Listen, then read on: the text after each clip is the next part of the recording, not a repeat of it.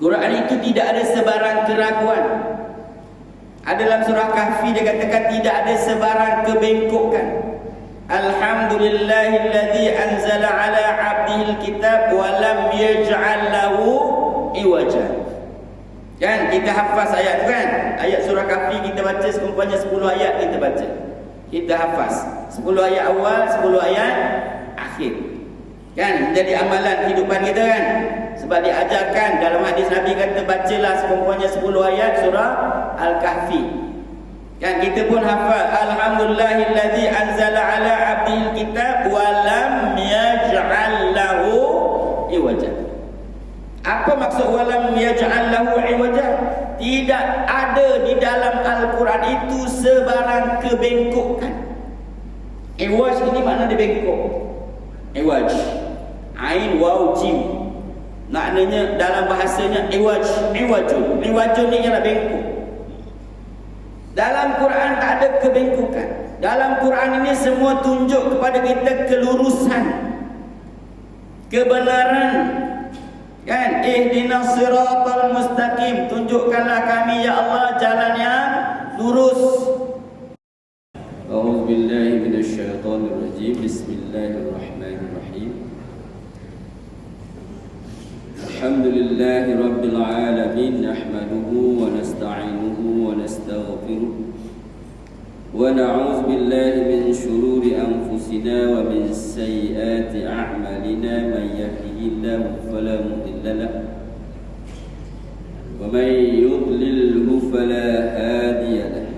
Nashhadu an la ilaha illallah wa nashhadu anna Muhammadan 'abduhu wa rasuluh.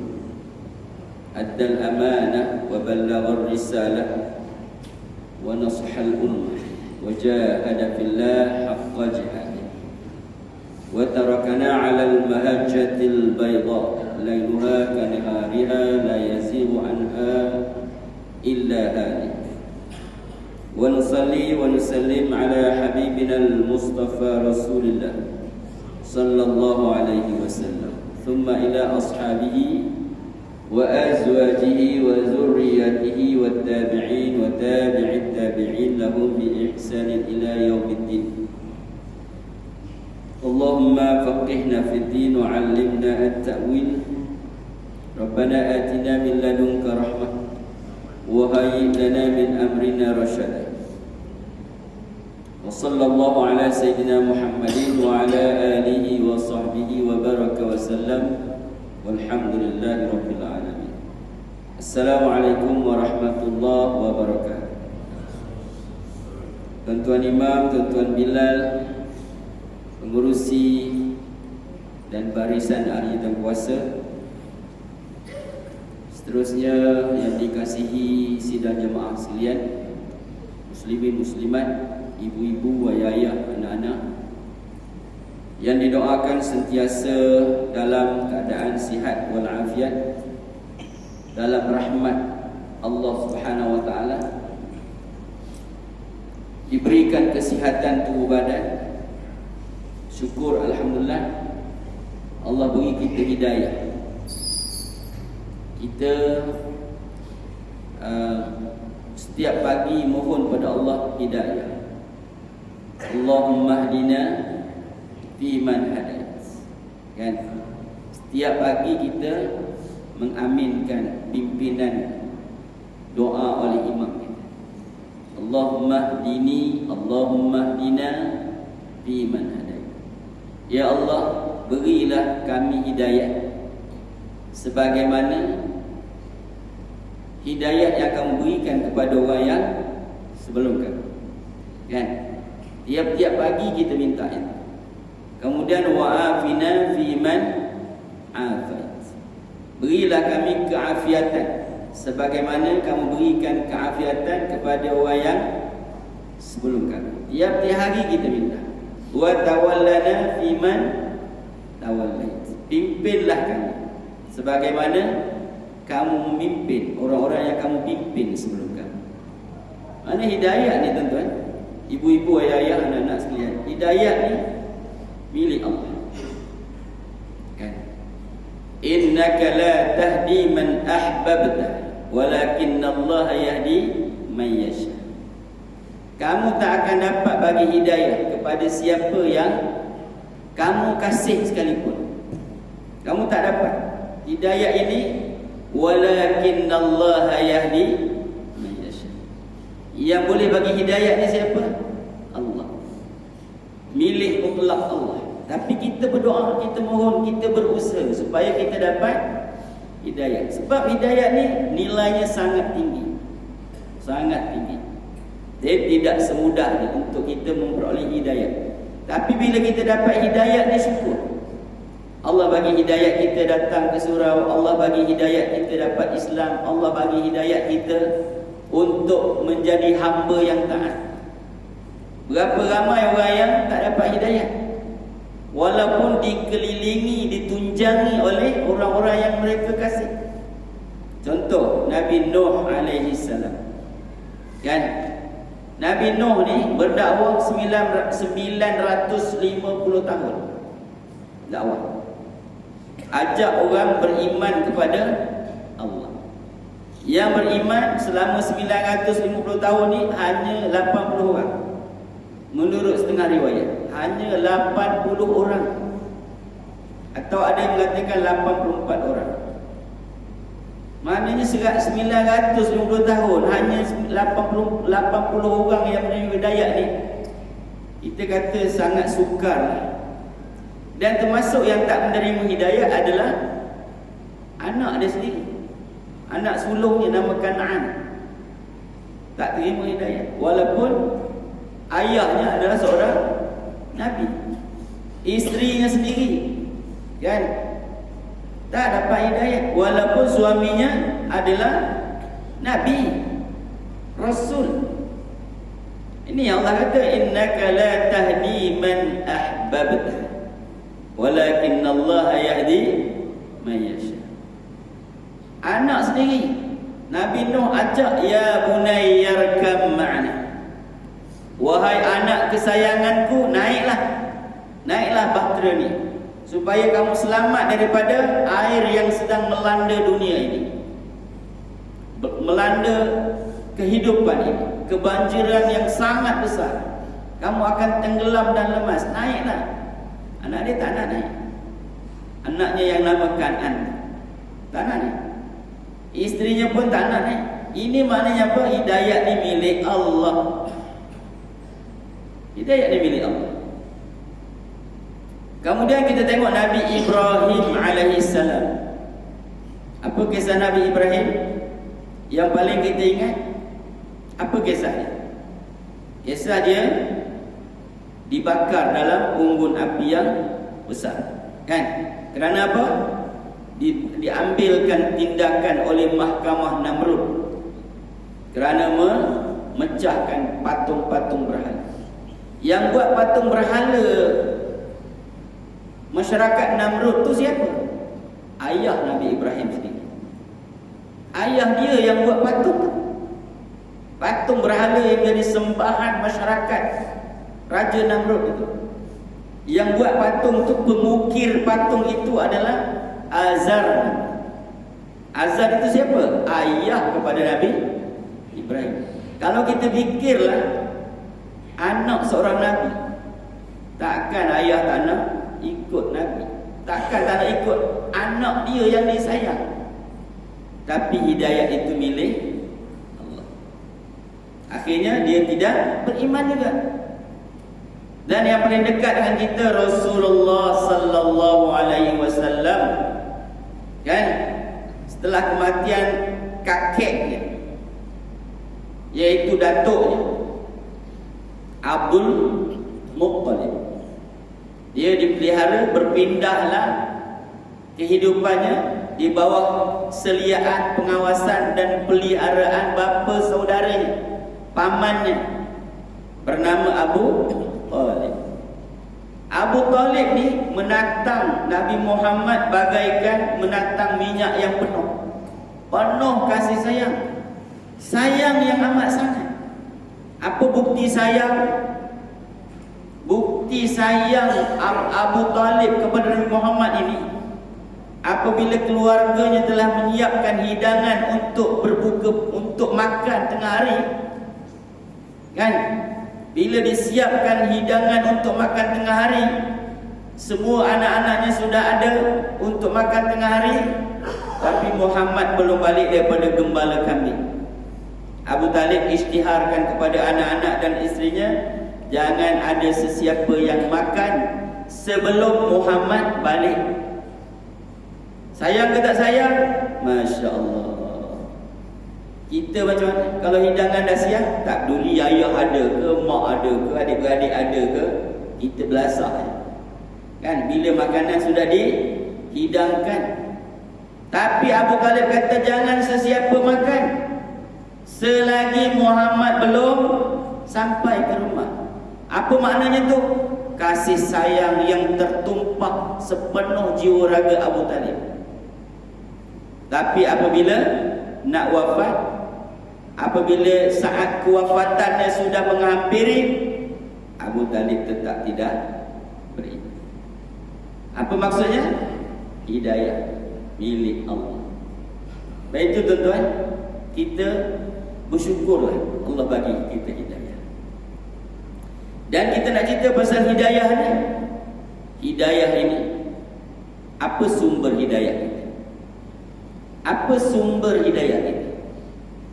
Sumber hidayah kita adalah Al-Quran. Dzalikal kitabu la raiba fihi hudan lil muttaqin. Dzalikal kitabu la raiba fihi hudan lil muttaqin. Kan? Ini tiap-tiap hari kita baca kan? Itulah kitab, inilah kitab, iaitu Al-Quran, yang tidak ada di dalamnya sebarang keraguan. Hudan. Dia menjadi apa?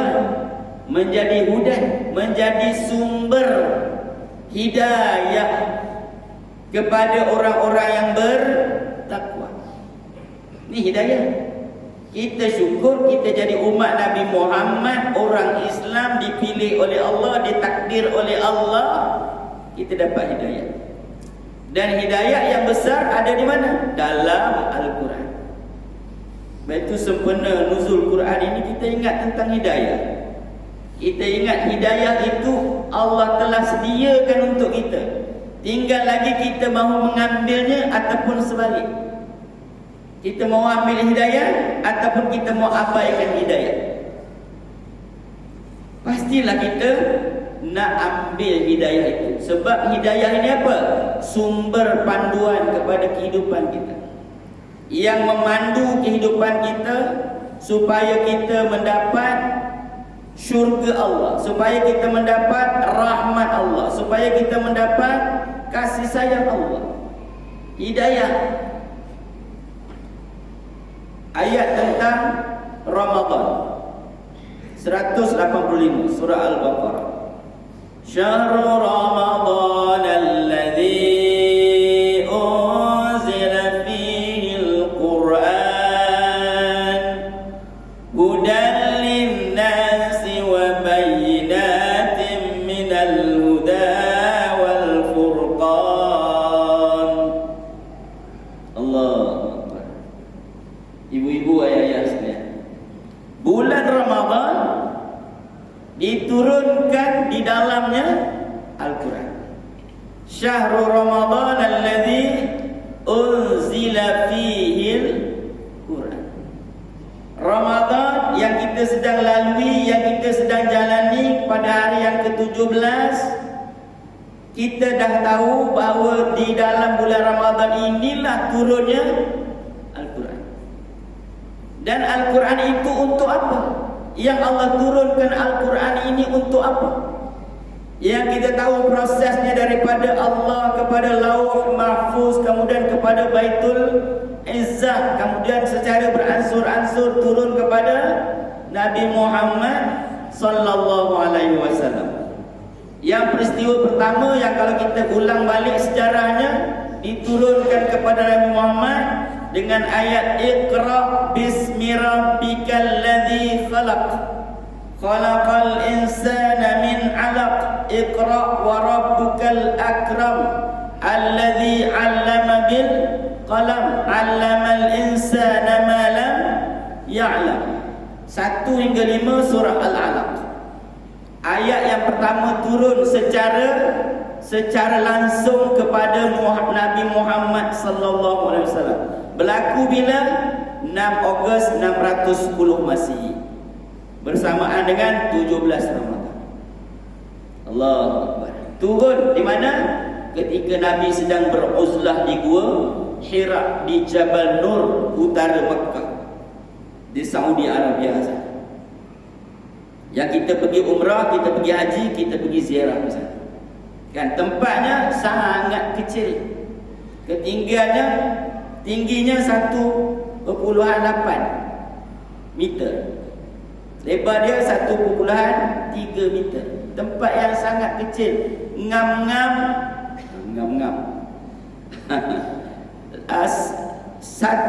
seelok-elok satu orang saja masuk. Kan? Mana tempat yang sangat sempit. Nabi diturunkan di situ.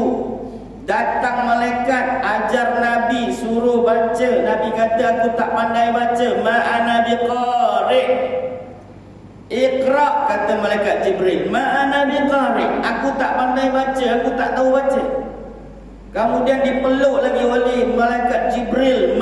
Iqra, ma'ana biqari'. Aku tak pandai baca, kau nak suruh aku baca, aku tak pandai baca.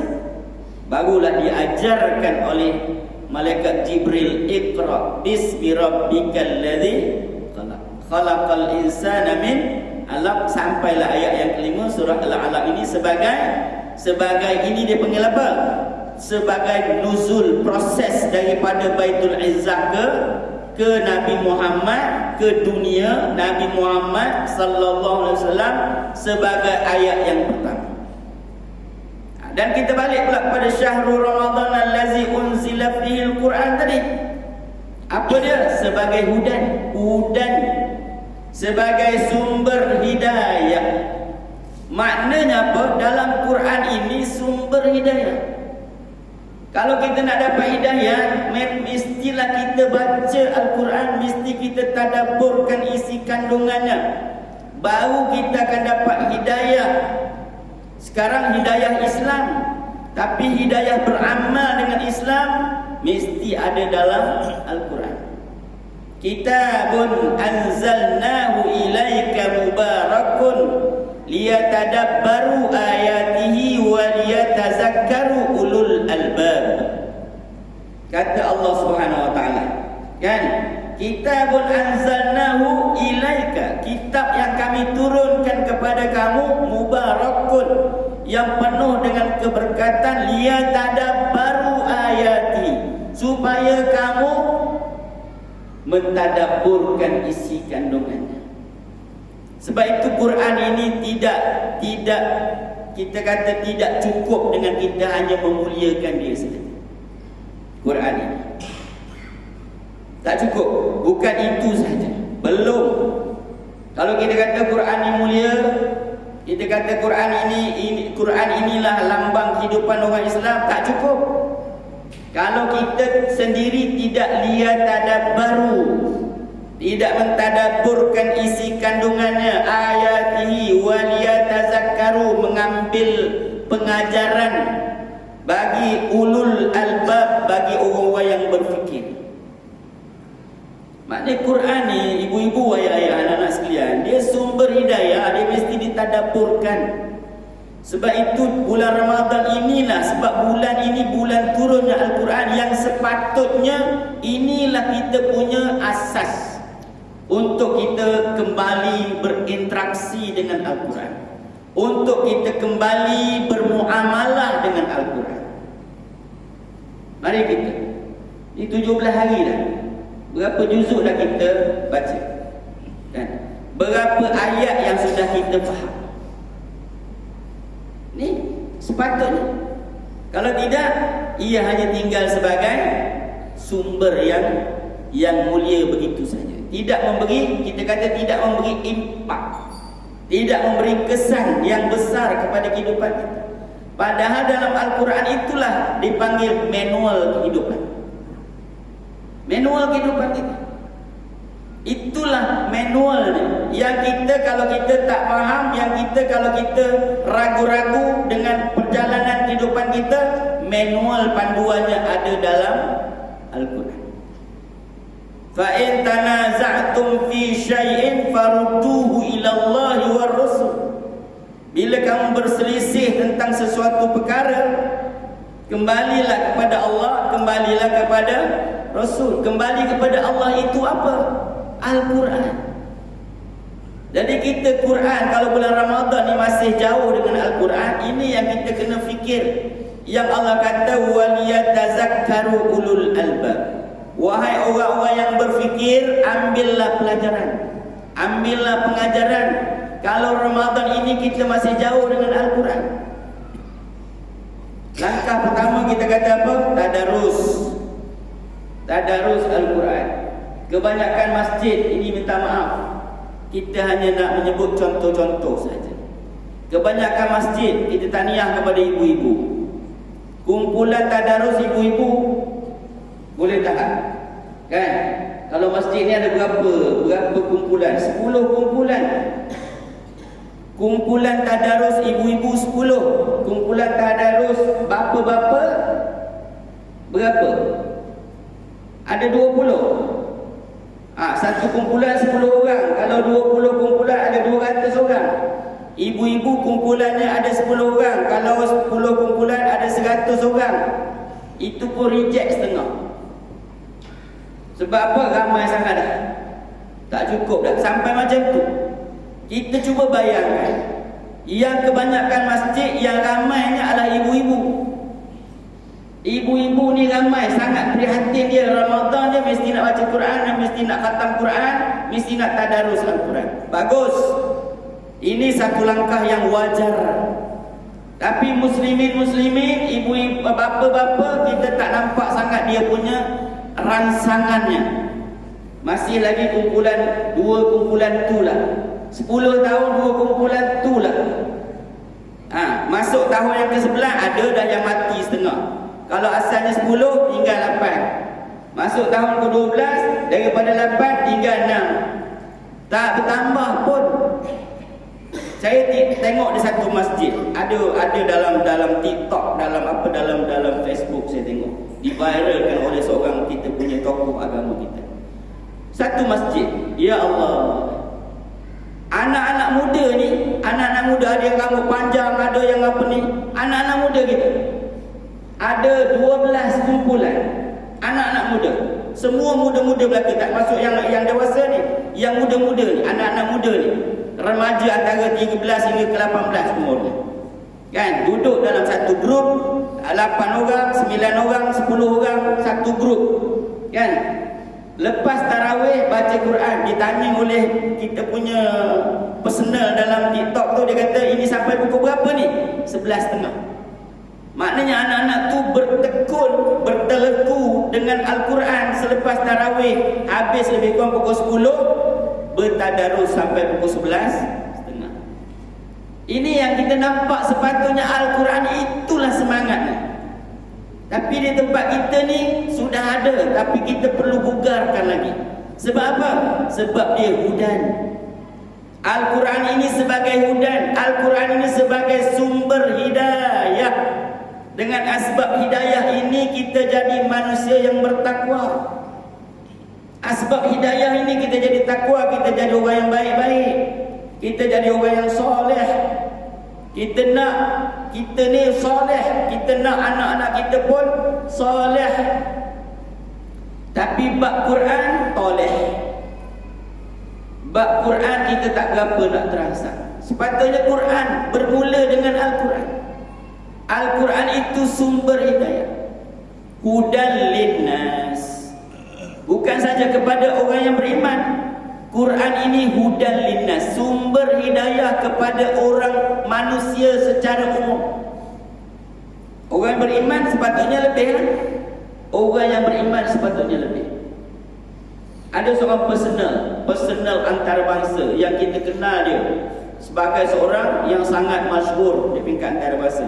Nama dia Malik Aziz. Sekarang nama dia Malik Aziz. Siapa yang tahu siapa nama Malik Aziz ni sekarang?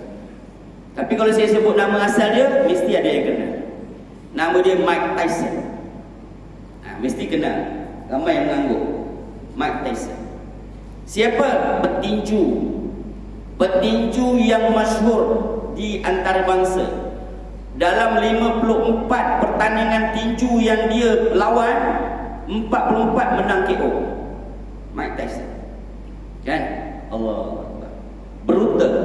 Masa dia Mike Tyson tu sangat brutal. Kan? Sekali dia tumbuk ya, berapa saat terlingkup lawan dia. Menang KO. Masuk pula perlawanan lain, sekali dia tumbuk je, terlingkup KO. Daripada 44 perlawanan, 54 perlawanan, 44 KO. Menang dengan pukulan knockout KO. Allah, Mike Tyson. Lepas tu hebatlah. Bila dia dah masyhur, kaya, macam-macam, lepas tu rogol perempuan. Kerja dia. Kan? Sebab telah diulik oleh kemasyhuran. Tapi dia dipenjara kerana satu kesalahan. Dia punya pegawai penjara tu rupanya seorang Islam. Ajar dia tentang Al-Quran. Dapat hidayah. Sekarang nama dia Malik Faisal, Malik Aziz. Quran sumber hidayah. Tuan-tuan, ibu itu tak ajar lagi maksud tu. Dia ajar baca Quran saja. Dia ajar baca Quran, dia ajar baca Quran. Kan? Akhirnya keluar penjara beriman. Jadi orang beriman tidak lagi brutal macam dulu. Pergi umrah, kan? Melakukan ketaatan kepada perintah Allah. Mike Tyson sudah bertukar menjadi kepada Malik Aziz. Sebab apa? Antara asbabnya ialah Al-Quran. Tuan-tuan, kita ni apatah lagi kita dah dapat hidayah. Kita orang Islam dah. Kita dah beriman. Mak ayah kita dah beriman. Tok nenek kita pun dah Islam. Tapi bab Quran kita tak pedulikan. Tapi kalau orang pijak Quran, kita marah. Orang pijak Quran, cuba pijak Quran depan mata kita, kita tumbuk orang tu. Sebab dia telah menghina kita. Tapi kalau kita tengok orang tu pijak Quran, kita tak peduli, kita sudah mati jiwa kita. Kan? Orang pijak Quran tapi tak ada rasa apa-apa, tak sensitif. Tak rasa pun terkesan dengan tindakan orang tu menghina kita. Ada juga, kan?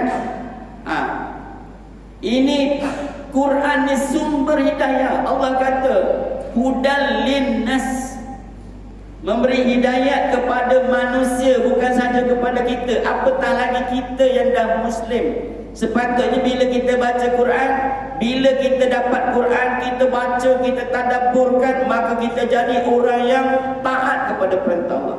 Kita jadi orang yang sangat beriman. Mari kita sama-sama, ibu-ibu, ayah-ayah, mari kita bermuhasabah. Sebab dia turun pada bulan Ramadan. Kita sedang berada pada bulan Ramadan. Hudal linnas wa bayyinatin, daripada ayat. Wa bayyinat, setengah ahli tafsir mengatakan sebagai pembuktian. Pembuktian kepada kebenaran Al-Quran. Al-Quran tak boleh disanggah sebab la raiba fi. Quran itu tidak ada sebarang keraguan. Dalam surah Kahfi dia katakan tidak ada sebarang kebengkokan. Alhamdulillahilladzi anzala ala 'abdihil kitab wa lam yaj'al lahu iwaja. Kan kita hafaz ayat tu kan? Ayat surah Kahfi kita baca seumpamanya 10 ayat kita baca. Kita hafaz 10 ayat awal, 10 ayat akhir. Kan menjadi amalan kehidupan kita kan? Sebab diajarkan dalam hadis Nabi kata bacalah seumpamanya 10 ayat surah Al-Kahfi. Kan kita pun hafal alhamdulillahilladzi anzala ala 'abdihil kitab wa lam yaj'al lahu iwaja. Apa maksud wa lam yaj'al lahu iwaja? Tidak ada di dalam Al-Quran itu sebarang kebengkokan. Iwaj ini makna dia bengkok. Iwaj, ain waw jim. Maknanya dalam bahasanya iwajun ni ialah bengkok. Dalam Quran tak ada kebengkokan. Dalam Quran ini semua tunjuk kepada kita kelurusan, kebenaran. Kan? Ihdinas siratal mustaqim, tunjukkanlah kami ya Allah jalan yang lurus. Jadi kita nak tahu jalan lurus, nak dapat jalan lurus dalam Al-Quran. Tapi kalau Ramadan ini yang turun di dalamnya Al-Quran, kita tak pedulikan lagi Al-Quran, ini something wrong somewhere kepada umat Islam. Sepatutnya inilah masa untuk kita bugarkan Al-Quran ini, masukkan dalam jiwa kita, usahakan. Bukan sahaja secara bersendirian, secara bertadarus, supaya kita boleh menyemarakkan, membugarkan pembudayaan Al-Quran itu. Semarakkan dia. Baca seorang-seorang okey dah. Tapi kalau kita baca ramai-ramai, kita boleh betulkan kita punya sebutan, kita boleh betulkan makhraj huruf, kita boleh betulkan sifat-sifat huruf, kita boleh mempertingkatkan mutu bacaan kita. Saya nak kongsi ibu-ibu ayah-ayah sekalian. Dalam Al-Quran ini dia unik, dia sangat dipanggil ironi, sangat unik. Ada yang dipanggil permulaan dengan huruf al-muqata'ah, huruf-huruf muqata'ah, alif lam mim, kan, yasin, kaf ha ya ain sad, ada nun, ada sad, ada qaf, ada alif lam mim ra. Saya nak kongsi pengalaman saya. Ada satu pengalaman yang unik yang saya lalui. Kita pernah menginterview beberapa personal untuk satu jawatan. Kita tunjukkan alif lam mim ra. Tuan-tuan tahu apa dia baca? Almari. Tuan-tuan tak pernah lalui ni, kan? Alif lam mim ra kalau baca dengan jawanya hampir-hampir dengan almari. Bayangkan kita kata not brain lah, macam mana boleh baca almari, kan? Sedaif mana pun kita mesti baca semuanya alif kalau tak dapat lam mim ra. Sebab apa? Bila kita baca ramai-ramai, kita boleh membetulkan bacaan tu. Itu tujuannya tadarus. Itu tujuannya kita bertadarus, sama-sama belajar, sama-sama menegur, sama-sama memperbaiki. Asalnya kalau kita baca surah Al-Mari, kita baca ramai-ramai, oh alif lam mim ra rupanya. Itu kita kata yang paling simple sekali. Tapi bila kita ajak bertadarus ni, baca Quran bulan Ramadan ni, kita masih lagi keberatan.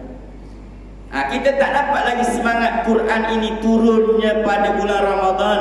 Kita raikan nuzulul Quran, tapi kita tak dapat lagi dia punya aura dia punya semangat rohnya itu. Tak dapat lagi. Bila kita nak dapat, mari kita sama-sama bermuhasabah. Kan? Itu belum lagi baca ayat jannah, baca dengan jinnah. Kan? Jannah syurga, jinnah jin. Kalau dia baca dalam 4 jannah, dia baca dengan jinnah, jadi jin lah. Tidak jadi syurga, sepatutnya masuk syurga, tapi jadi jin. Sebab apa? Salah baca satu baris saja. Sebab itu pentingnya bertadarus, supaya kita dapat menyimak, semak, oh jinnah, selama ni baca jannah, selama ni baca jannah, selama ni baca jinnah, sebenarnya jannah. Kita tak perasan, kadang-kadang mata kita kabur, kan? Tapi kerana kita baca sendirian, tidak ada yang menegur. Bila tidak ada yang menegur, kita kekal baca dengan jinnah, yang sepatutnya jannah. Itu belum lagi junnah, ada lagi junnah, kan? Jinnah, jannah, junnah, semuanya berbeza. Kalau kita tak biarkan baca bersendirian, kita mungkin kekal membaca dengan bacaan yang silap itu. Bila kita baca ramai-ramai, oh kawan kita tegur tu jannah tu, tapi kita duk baca junnah atau jinnah. Jinnah jin, jannah syurga. Kalau junnah perisai, lain maknanya. Lain maksud dia. Kan? Wallahu Ghaniyyun Hamid. Contoh. Wallahu Ghaniyyun Hamid. Asalnya wallahu Ghaniyyun Hamid. Ibu-ibu ayah tahu tak beza Ghani dengan Ghani? Ghaniyyun kaya. Kalau Ghaniyyun bodoh. Wallahu Ghaniyyun Hamid. Bahawasanya Allah itu bodoh. Bayangkan, kalau kita tidak tadarus, kalau kita tak sama betulkan, kita kekallah wallahu Ghaniyyun Hamid. Lepas tu kita sentiasalah membodohkan Allah. Kalau orang bodohkan Allah kita marah. Tapi bila kita baca Quran, kita bodohkan Allah. Kita tak sadar. Sebab apa? Sebab kita tak lazimkan baca Quran. Kita tak menganggap Quran ini is our priority. Kita tak menganggap Quran ini keutamaan dalam kehidupan kita. Kita kata okeylah, boleh baca Yasin pun okey dah. Betul lah. Betul dah tu. Tak salah pun. Tapi Quran ni bukan semata-mata Yasin. Bukan. Quran ini ada 6,236 ayat, ada 114 surah, ada 13 juzuk, ada 1,027 huruf. Kalau kita khatam sekali pada bulan Ramadan, kita bersamaan dengan 1,027,000 huruf, darab dengan 10, darab pula dengan 70, darab pula dengan 700. Masya Allah. Kalau nak nilai angka, tapi kita tak naklah mengejar nilai angka. Kita nak memahami bahawa inilah keperluan kita.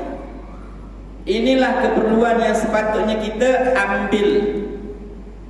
Sebab ada sempena semangat Ramadan. Tapi kalau Ramadan semangat pun tak timbul, keluar Ramadan serupa biasa. Serupa tula kata orang kampung. Tak ada perubahan. Kan? Sebelum Ramadan, masuk Ramadan, keluar Ramadan serupa tula. Quran pun tak dibaca, Quran pun tak diperbetulkan bacaannya. Sedangkan Allah kata syahrul Ramadan alladzi unzila fihi al-Quran hudan lin-nas wa bayyinatin minal huda wal furqan. Saya nak tamatkan dengan wal furqan. Maknanya apa? Kita dah dapat dah ayat tadi. Ada beberapa perkara yang kita dah sebut. Yang pertama, hudan. Dia adalah petunjuk, dia adalah hidayah. Petunjuk sangat penting. Hidayah, apa ni bayinat, pembuktian. Al-Quran ini memang benar, tidak ada sebarang penyelewengan. Sebab itu kita baca sentiasa ditashihkan. Adalah anak-anak kita yang hafiz, adalah pakar-pakar Quran kita yang hafiz, yang sentiasa memelihara Al-Quran ini daripada penyelewengan. Walaupun ada pihak-pihak yang cuba menyelewengkan, kalau kita tak tahu memang kita seleweng. Sebab kita bukan tahu Quran, kita bukannya hafal Quran. Kalau orang seleweng, memang kena seleweng kita. Orang tambah 4 surah, kita tak tahu. Ada pihak tertentu yang ambil peluang tambah 4 surah dalam Al-Quran. Ada Quran yang tambah 4 surah. Kalau Quran tu kita baca, kita beli kat kedai, kita baca, bertambah 4 surah, akhirnya kita sesat bagai. Tapi Alhamdulillah, syukurlah Al-Quran ini dia ada cop apa? Kementerian Dalam Negeri pengesahan bahawa ianya telah disemak, dilihat, dibacakan, tidak ada kesilapan. Walaupun ada kesilapan dibuat oleh pihak-pihak, ubah beberapa huruf saja, ubah beberapa perkataan. Kita bukan tahu, kita tak hafal Quran. Itu pun dalam baca kita pun tukar-tukar huruf. Waw tukar kepada fa tukar kepada waw, ya tukar kepada ta, ba tukar kepada nun. Bertukar.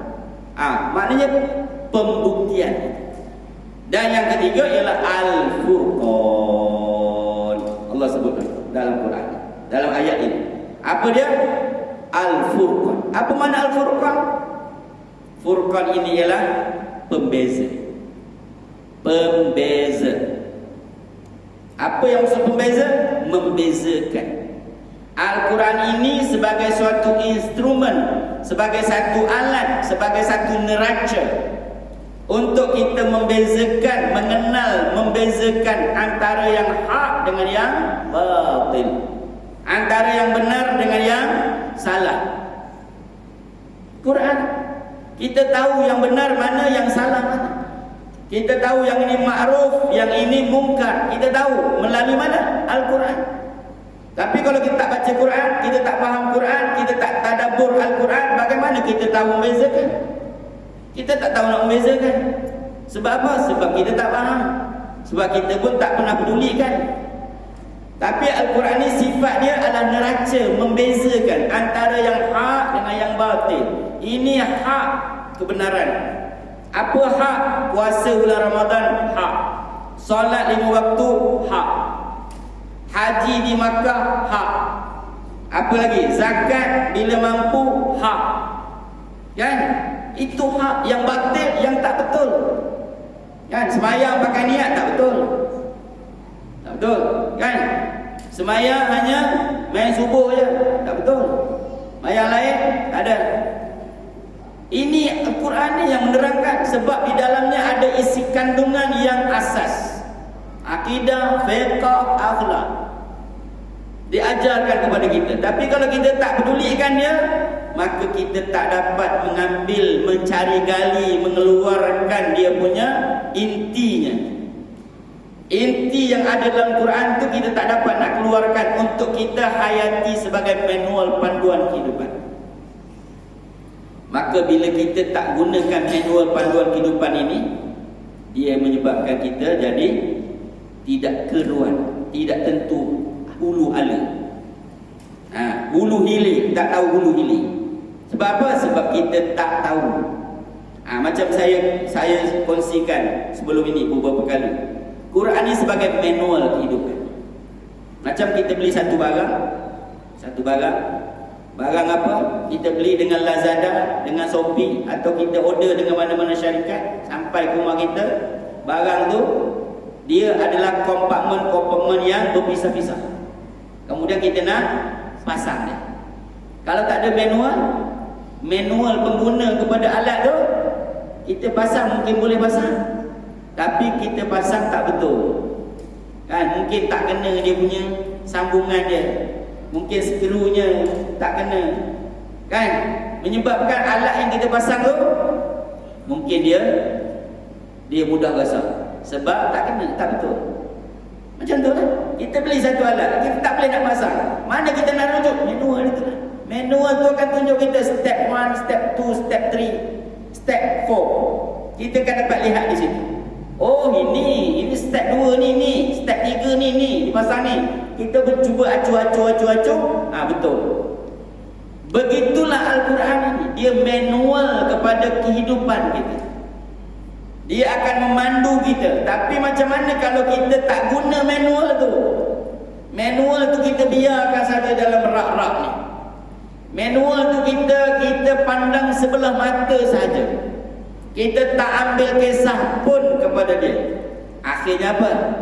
Kita tak tahu hulu hilir. Kita tak keruan dalam kehidupan kita. Akhirnya hidup kita jadi stres. Hidup kita jadi tidak damai, tidak tenang. Kerana apa? Kerana kita hilang panduan. Hilang panduan. Sebab apa? Sebab tak guna manual. Apa manual kehidupan kita? Al-Quran. Tapi kita tak guna manual tu. Akhirnya kita tak ada panduan yang jelas. Kita main mentang. Baik itulah hadis Nabi kata, manistama'a qaumin fi baitin min buyutillah yatlu apa tengok lagi hadis ni, yatlu kitab Allah wa yatadarasunahu bainahum. Sesiapa yang berkumpul untuk membaca Al-Quran di rumah Allah, kan? Kemudian bertadarus, mengulang kaji, sama-sama mempelajari kitab Allah itu, maka dia katakan dalam hadis itu maksudnya apa? Dia kata akan diberikan anzala alaihimus sakinah. diberikan kepada dalam jiwanya ketenangan, kedamaian, kenyamanan. Sebab itu jiwa kita banyak stres sebab kita tak baca Quran. Ini kita sebut secara umum lah, bukan kita, secara umumnya, untuk kita datangkan semangat untuk kita. Kalau kita jauh daripada Quran, kita memang tak damai, fikiran kita memang tak tenang, sebab kita tak ikut panduan kehidupan. Kemudian dia kata wa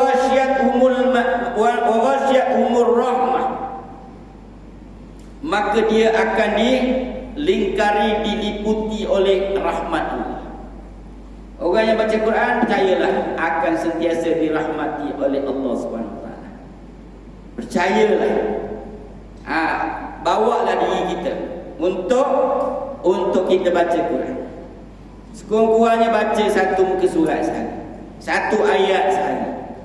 Berapa yang kita upaya, kita baca, jangan tinggalkan. Kalau bulan puasa ni lagi pula lah, bangun malam baca surah Yasin. Rakaat pertama, rakaat kedua, 2 muka surat. Rakaat ketiga, rakaat keempat, 2 muka surat. Rakaat kelima, rakaat keenam, 6 rakaat, habis satu surah Yasin. Kita kan hafal Yasin sejak umur kita 2 tahun dah baca Yasin, sampai umur kita 60 tahun baca Yasin. Memang dah hafal. Bangun tengah malam solat tahajud, baca surah Yasin. Yasin wal Quran Karim, habis satu rakaat. Rakaat yang kedua sambung lagi, habis satu surah Yasin kita baca. Baca Quran dalam sembahyang lebih afdal daripada baca Quran di luar sembahyang. Itu satu hal pula, kan? Ini kita baca Quran sembahyang, baca Fatihah, nak cepat dia kerja kita. Walau tali amin, Allahu akbar, sami Allahu liman, Allahu akbar. Bacalah Quran dalam sembahyang. Baca Quran dalam sembahyang lebih afdal daripada baca Quran di luar sembahyang. Sebab itu Nabi dia baca Quran dalam sembahyang satu rakaat 6 juzuk setengah. Kita boleh 6 juzuk setengah baca satu rakaat. Kalau boleh silakanlah, baguslah tu, kan? Kalau tak boleh, ikutlah keupayaan kita. Kita baca satu ayat, kita baca 2 ayat. Tapi kalau baca satu huruf tu dhaif benar lah, berat menanang kata, kan? Yasin, Allahu akbar. Rakaat yang kedua wal Quranil Hakim, Allahu akbar. Berat menanang. Boleh, tak salah pun. Tapi maknanya kita kedekut sangatlah masa kita. Ni ibu-ibu ayah. Maknanya kita wa ghasyiathumur rahmah. Nabi kata diliputi, dilingkari oleh rahmat Allah. Kemudian dia kata apa? Wa haffathumul malaikah. Dikawani oleh para malaikat. Kita duk baca Quran satu kumpulan ni, sepanjang kita baca Quran itu dikawani. Apa maksud yang lebih sesuai? Apa perkataan yang lebih sesuai? Dikawani ni apa? Dikelilingi oleh para malaikat. Allah. Dan yang terakhir dia kata wa dzakarahumullahu fi man indah, iaitu apa? Akan berzikirlah segala makhluk Allah kepada mereka yang sedang baca Quran itu. Makhluk Allah ni, semua makhluk Allah, bayangkan semua makhluk Allah mendoakan, berzikir untuk kita. Dengar baca Quran, lampu, dinding, atap, kan, aircon, cermin, segala yang ada dalam ni mendoakan kita. Orang yang baca Quran, yang duduk berkumpul dalam masjid baca Quran. Adakah kita menolak tawaran itu? Adakah kita rasa belum tiba masanya untuk kita menerima tawaran itu? Allah Akbar. Inilah masanya ibu-ibu ayah-ayah. Kita terimalah tawaran ini. Allah dah bagi tawaran ini, sangat istimewa. Kita jangan tolak, sebab kita tak tahu kita dapat tak masuk pada Ramadan yang akan datang. Dia tak pasti. Kita ambil tawarannya, sangat istimewa. Mudah-mudahan kita dapat kongsi sedikit pengetahuan, kita dapat sedikit maklumat, mudah-mudahan bermanfaat untuk kita, untuk menyuntik semangat kita berbaki Ramadan lebih kurang 13 hari ini, untuk kita baca Quran, untuk kita kembali kepada jati diri kita sebagai umat Nabi Muhammad yang cintakan Quran, yang kasihkan Al-Quran, yang rindu untuk baca Quran. Saya tutup dengan satu doa yang diajarkan oleh Nabi. Allahumma rzuqna hubbal Quran wasyuqi ila qiraati. Amin ya rabbal alamin. Apa maksud dia? Ya Allah, kurniakanlah kepada kami rasa kasih kepada Al-Quran. Warzuqna wasyuqi ila qiraati. Dan rasa rindu untuk membaca Al-Quran. Amin ya rabbal alamin. Yang baik Allah, yang silap yang lemah saya mohon ampun Allah Subhanahu wa taala. Aqulu qawli hadza wa astaghfirullah. Wabillahi taufiq wal hidayah. Wassalamualaikum warahmatullahi wabarakatuh.